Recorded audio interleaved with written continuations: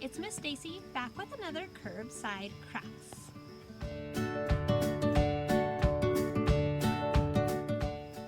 Now remember, Curbside Crafts are to-go crafting kits for youth. They are available at all 7 branches of the Latah County Library District. Follow our Facebook page to find out when your branch has a pickup. So, let's get to crafting. Let's open up this bag and see what's inside.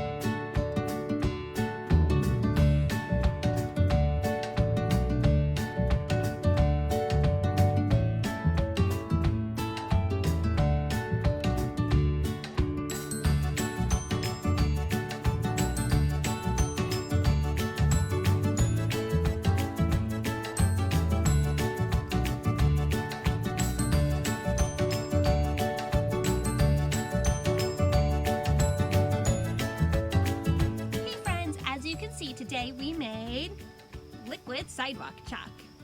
I think you're going to get a lot of use out of these sidewalk chalks at your house or in your community. Remember, make some sidewalk chalk designs to show your love to your neighbors. All right, now we will not have a Curbside Crafts next week because it's the 4th of July and we're taking the time off.